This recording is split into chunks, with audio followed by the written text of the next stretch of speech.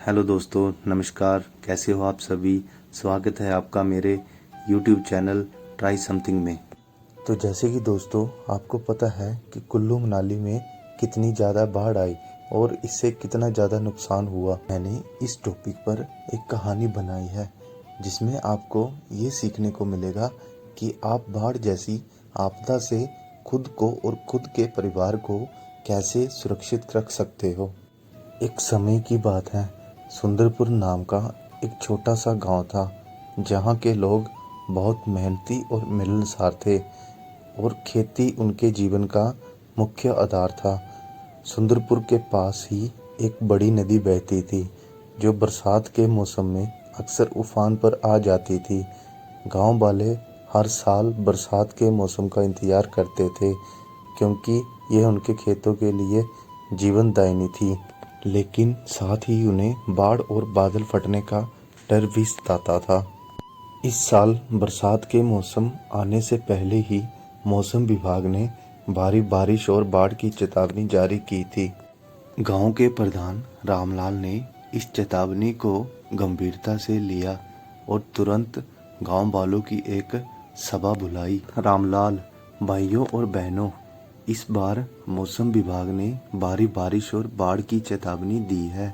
हमें सतर्क और तैयार रहना होगा।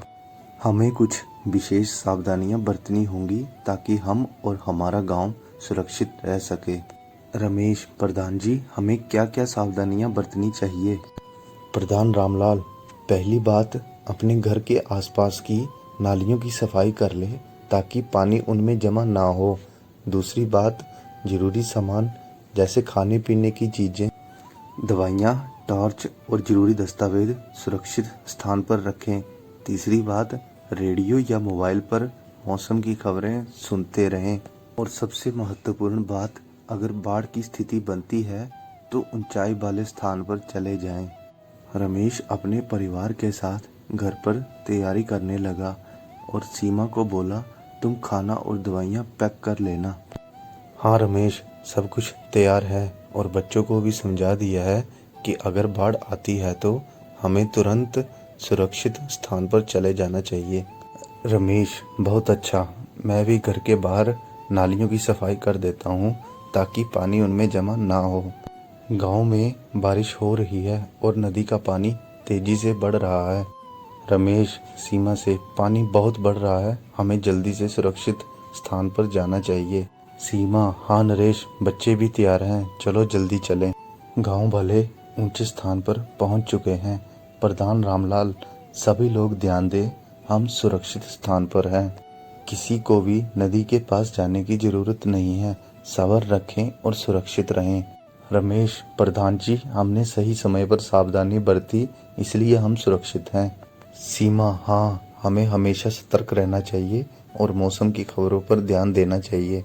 गांव वाले बारिश थमने का इंतजार कर रहे हैं और रेडियो पर खबरें सुन रहे हैं। मौसम विभाग ने जानकारी दी है कि बारिश अब थमने वाली है, बाढ़ का पानी धीरे धीरे कम हो रहा है।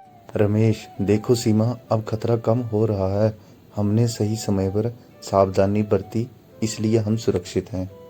सीमा, हाँ रमेश, हमें सतर्क रहना चाहिए और अपने आसपास की स्थिति पर नजर रखनी चाहिए। बारिश थम चुकी है और गांव वाले अपने घर लौट रहे हैं। प्रधान रामलाल, इस बार हमने सही तैयारी की थी और सावधानी बरती थी इसलिए हम सब सुरक्षित हैं और हमेशा इसी तरह हमें तैयार रहना चाहिए। रमेश, हाँ प्रधान जी, हमें सतर्क रहना चाहिए और मौसम की खबरों पर भी ध्यान देना चाहिए और बच्चों को भी समझाना चाहिए कि ऐसे समय में हमें क्या करना चाहिए। तो दोस्तों, इस प्रकार सुंदरपुर के गांव वाले बरसात के मौसम में बाढ़ और बादल फटने जैसी आपदाओं से सावधानी बरतकर सुरक्षित रहे।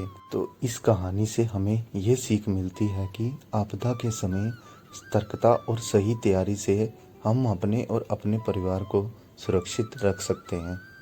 तो दोस्तों, कैसी लगी आपको ये कहानी। इसी तरह की और कहानी सुनने के लिए हमारे चैनल को सब्सक्राइब कर लें और वीडियो को अपने दोस्तों व अपने परिवार के साथ शेयर करें ताकि हर कोई अपने जीवन में